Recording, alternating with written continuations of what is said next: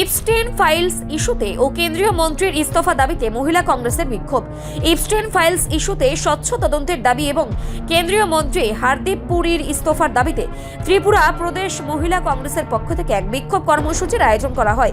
মঙ্গলবার আগরতলার প্রদেশ কংগ্রেস ভবনের সামনে এই বিক্ষোভে মহিলা কংগ্রেসের নেতাকর্মী ও সমর্থকদের উল্লেখযোগ্য উপস্থিতি লক্ষ্য করা যায়। বিক্ষোভ চলাকালীন অংশগ্রহণকারীরা কেন্দ্রীয় সরকারের বিরুদ্ধে স্লোগান দেন এবং অভিযোগ তোলেন যে ইপস্টেন ফাইলস সংক্রান্ত বিষয়টি নিয়ে দেশবাসীর সামনে স্পষ্ট জবাব দেওয়া হচ্ছে না।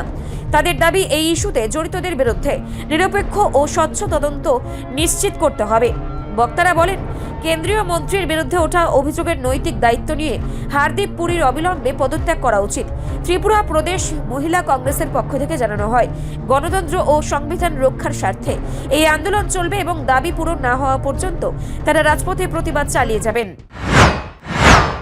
জানেন, সারা ভারতবর্ষে আমরা মহিলাদের যে ভাবে একের পর এক অত্যাচার শানিত হচ্ছে, সেটা শুধু সারা ভারতবর্ষেই নয়, বিশ্বের দরবারে পর্যন্ত আজকে এপস্টিন ফাইলের মধ্যে আজকে নাম এসছে কার? আমাদের পিএম মোদি, তারপর কেন্দ্রীয় মন্ত্রী হরদীপ সিং পুরী এবং পিএম মোদির বন্ধু অনিল আম্বানির নাম পর্যন্ত এসছে।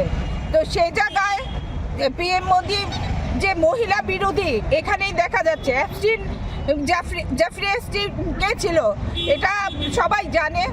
নাবালিগ বাচ্চাদের শোষণকারী এবং মানব পাচারকারী তস্করির সঙ্গে আমাদের কেন্দ্রীয় মন্ত্রী এবং পিএম মোদির নাম জড়িয়ে গেছে।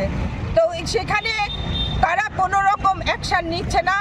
আমরা ত্রিপুরা প্রদেশ মহিলা কংগ্রেসের তরফ থেকে এটা আমরা জানান দিচ্ছি, আমাদের মহিলাদের নিরাপত্তা নিশ্চিত করার লক্ষ্যে পিএম মোদি অবশ্যই যেন হরদীপ পুরীকে তার পদত্যাগপত্র জমা দেওয়ার নির্দেশ দেয় এবং যতক্ষণ না এই ইস্তফা দিচ্ছে ততক্ষণ সর্বভারতীয় মহিলা কংগ্রেসের তরফ থেকেও জানানো হয়েছে যে এই আন্দোলন জারি থাকবে।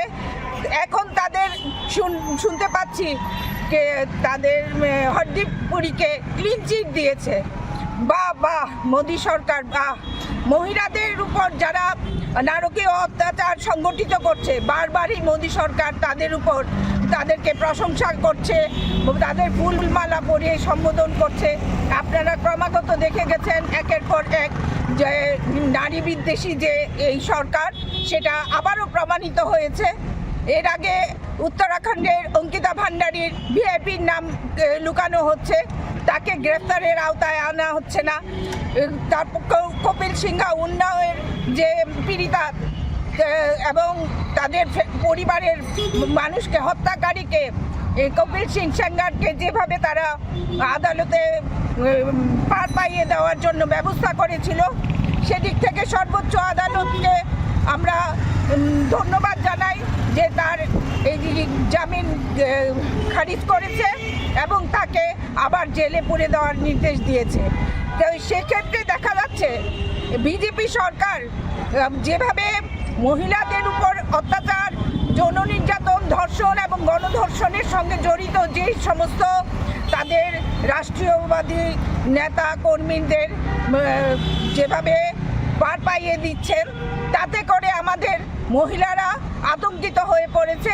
মহিলাদের সুরক্ষার জন্য দেশবাসী পথে নেমেছে এবং আওয়াজ তুলেছে। এপস্টিন ফাইলে যারা দোষী সাব্যস্ত এবং নাম জড়িয়ে গেছে তাদেরকে অবিলম্বে পদত্যাগ করতে হবে। এই কারণেই ত্রিপুরা প্রদেশ মহিলা কংগ্রেসের থেকেও আমরা পদত্যাগ দাবি করছি। ধন্যবাদ। শান্তিপূর্ণভাবে বিক্ষোভ কর্মসূচি সম্পন্ন হয়। প্রশাসনের পক্ষ থেকে পরিস্থিতির উপর কড়া নজর রাখা হচ্ছে বলে জানা গেছে। রিপোর্ট সংবাদ প্রতীক্ষা।